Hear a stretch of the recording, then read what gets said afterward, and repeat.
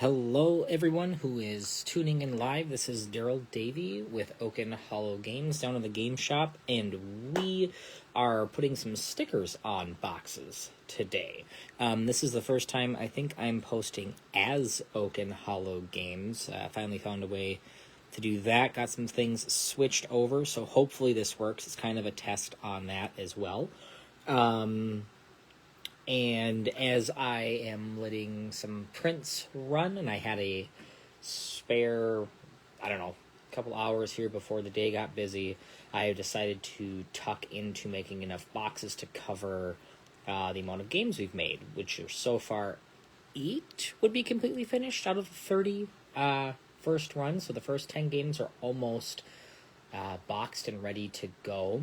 Again, this isn't something that'll probably be out until second week of July, maybe the third week.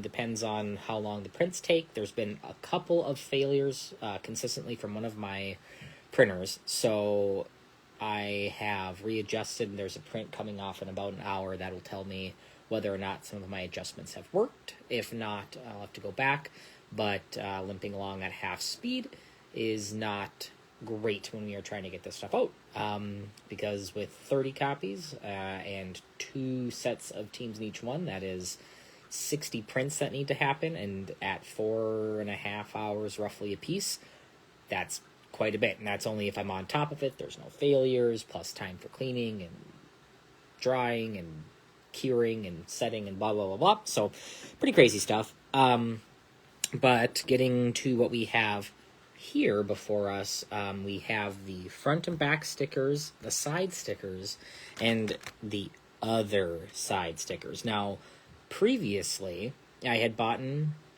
boxes from Uline, and I couldn't find the size. I had kind of a little panic attack because I thought it was like 8.5 by 8.5 by 3 inches deep. Skirmish doesn't need to be as deep, but I thought for everyone's sake it would be nice to have all the boxes the same size, and that way I could bulk order boxes and use them for either All Hallows Eve or Skirmish. So that way, if I need a couple spare for one or the other, I can have some laying around on either end. Well, when I went to go look, I found 8 by 8 by 3. Thought that was correct, ordered, and not only are they, well, that's even a bit rough to say, because dimensionally, this is 9 and 8.25, I believe, by 3, so it's not square, and honestly, the ridging isn't quite as nice as I would like on the other ones. I was a little bit worried about this pack one on the last ones. It turned out fine. These ones are much more apparently like cardboardy in that way. But at that point, I had already ordered 50 because you can only order them in 20 sets. And I had ordered the stickers. So the stickers were sized for the previous boxes, which I'm going to have to really, really hunt down and see if I can find a SKU number for those. And this isn't necessarily on Uline's, and it was me just not maybe taking as much time and looking, but I went specifically with a big company like that because they should have consistent products and consistent availability for those products. And I wouldn't say a quick glance, I looked, but at a glance, I didn't see the same size as my old All Hallows Eve stuff. So I just have to really go back and check. I'm going to use these boxes. They're going to work. I don't know if I'll be able to use these ones for All Hallows Eve, just because of the cards and stuff are a little bit bigger. I will have to see. But I also think that Skirmish will probably sell well enough to where these 50 boxes will be out and through, and then I can just continue. The reason I wouldn't just redo the sticker files is because it is a bit of an involved process. Then I got to go and I got to get them tested out and make sure everything works. And, that's a few, it could be a couple weeks within time getting stuff back and, from the printers and so on and so forth, where I want to get this out. This is a minor inconvenience that I can work around as opposed to waiting. So next batch, I may resize the files and then have both sets depending on what boxes I can find. That said, now what I have to do is cut down the top piece further than I naturally or originally would have, so I've made this super detailed little piece of paper here, which I think I'm going to make a little bit more rigid, because I do see that as this goes on, having more rigidity will be nice. But for now it's working. I just tape it on the side, line it up, get the rough dimensions, slice it, and we go.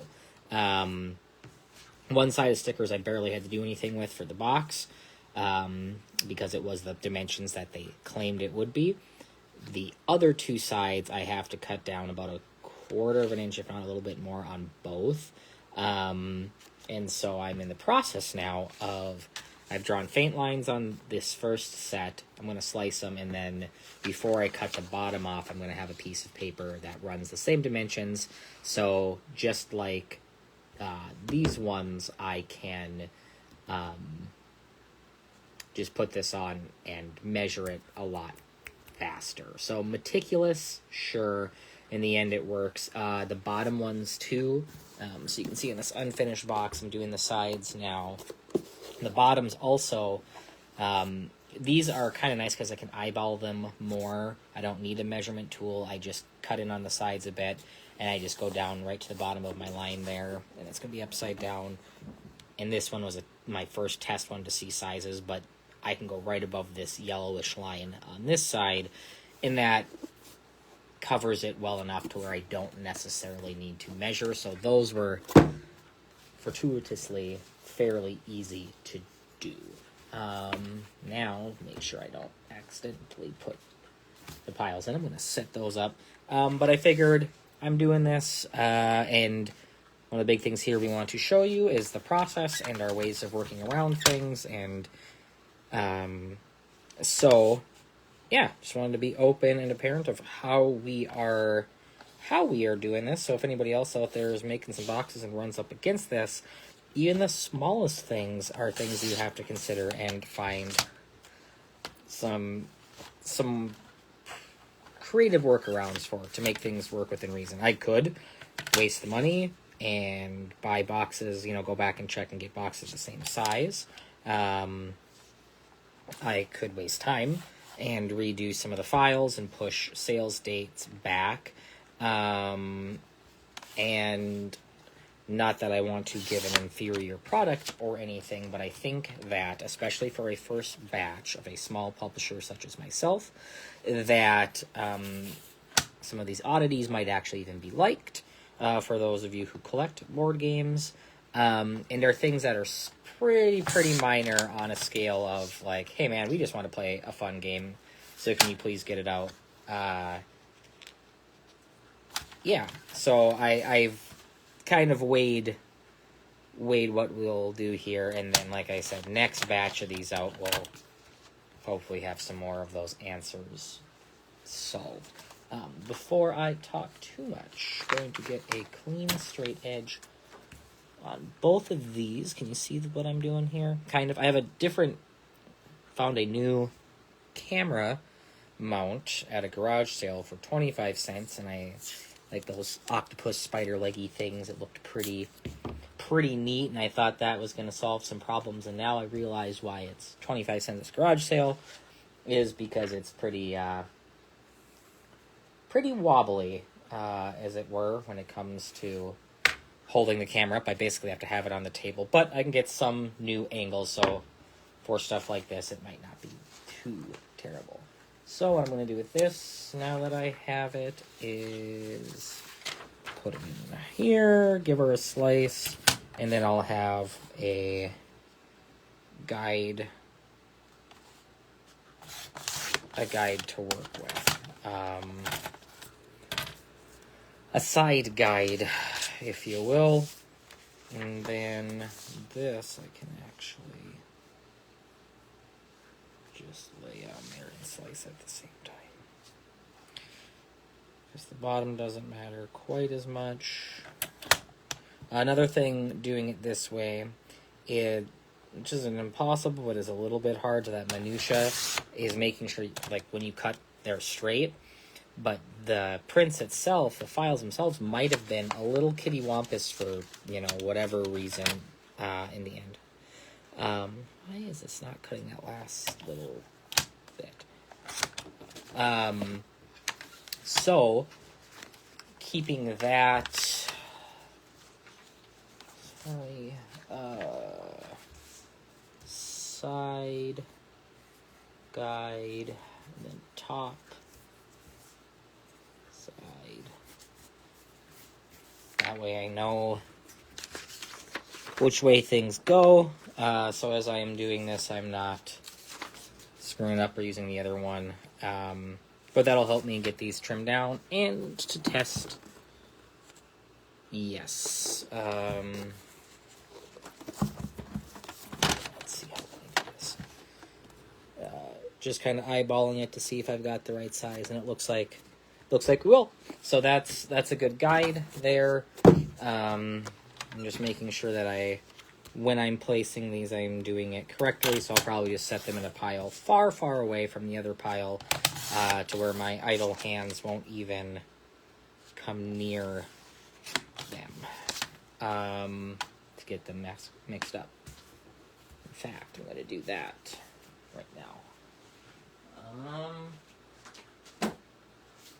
Timestamp for when I forget where those are. They are on top of my boxes on the main table, or the main workbench. So, yeah, so now I won't get those mixed up. Those are going in a separate pile. Like I said, I have eight boxes ready to be put together. I believe the first 10 will be signed. Yeah, I think that's how I'm going to do it. The first 10 I get here are going to be signed through. The very, very first box, I think, is going to be the test sticker, which looks a little bit rough, but that way you specifically know you got box numero uno for sale. There's some tells on there for that. So I think that's how I'll do it. Yeah, 8 are completely printed. There are, because of, here, we'll take you back. Things are not where they normally are in my room, so I'm tripping. Let's see if my little mount works. Oh, God. Thank you for taking this journey with me. There. So, out here in the workshop, I have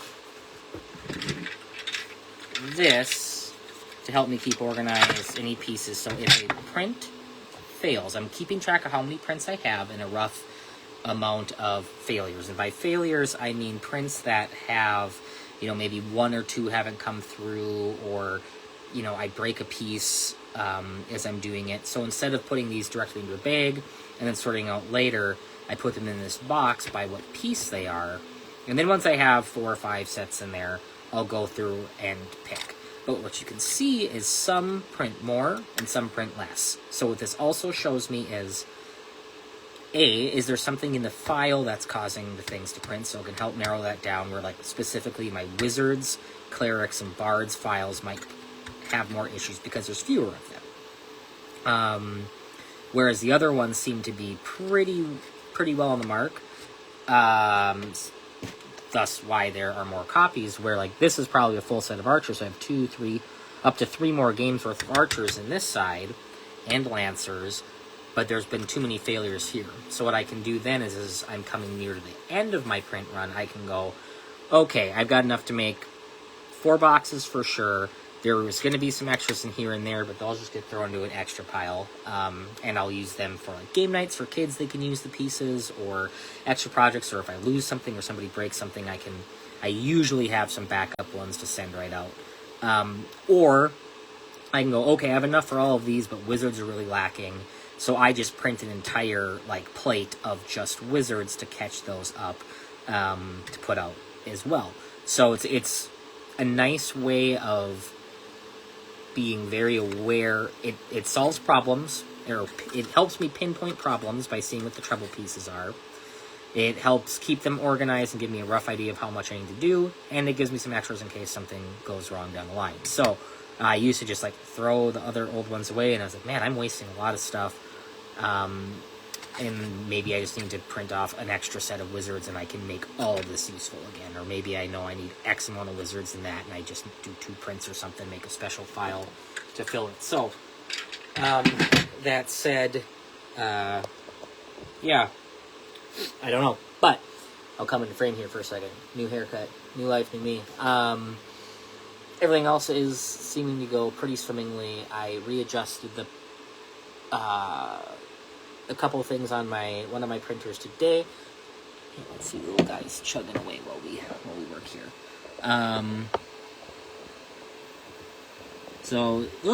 Yeah, this mount isn't great. So this one had been causing me some problems, consistently failing on one side. So I had put some extra stuff, or did some toying around with it, and hopefully that'll work.